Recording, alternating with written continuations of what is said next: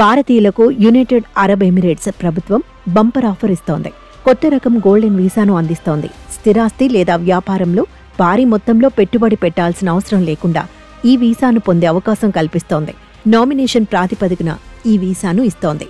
ఇప్పటి వరకు Dubai golden వీసాను భారతీయులు పొందడానికి గాను కనీసం 2 మిలియన్ ఏఈడీల విలువైన ప్రాపర్టీలో పెట్టుబడి పెట్టాలి లేదా దేశంలోని వ్యాపారంలో భారీ మొత్తంలో పెట్టుబడి పెట్టడం ఒక మార్గంగా ఉంది. అయితే ఇప్పుడు కొత్తగా నామినేషన్ ఆధారిత వీసా విధానం కింద భారతీయులు దాదాపు 23.30 లక్షల రుసుముగా చెల్లిస్తే జీవిత కాలానికి యుఏఈ గోల్డెన్ వీసా పొందవచ్చు.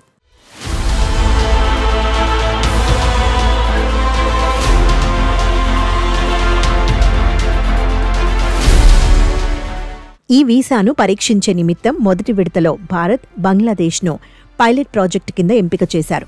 భారత్లో ఈ వీసా దరఖాస్తులను పరిశీలించేందుకు కన్సల్టెన్సీ సంస్థ రయాద్ గ్రూప్ ఎంపికైంది. ఈ గోల్డెన్ వీసా కోసం ఎవరైనా దరఖాస్తు చేయగానే మొదట తాము వారి నేపథ్యాన్ని పరిశీలిస్తామని, మనీ లాండరింగ్, క్రిమినల్ రికార్డులతో పాటు వారి సోషల్ మీడియాను తనిఖీ చేస్తామని రయాద్ గ్రూప్ ఎండీ రయాద్ కమల్ అయూబ్ పేర్కొన్నారు.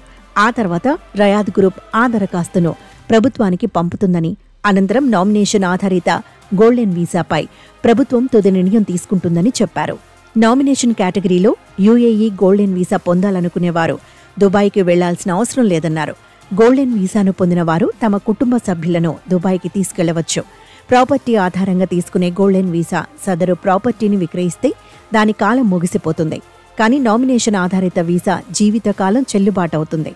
అయితే 3 నెలల్లో 5,000 మందికి పైగా భారతీయులు ఈ రకం వీసా కోసం దరఖాస్తు చేసుకుంటారని యుఏఈ ప్రభుత్వం అంచనా వేసింది.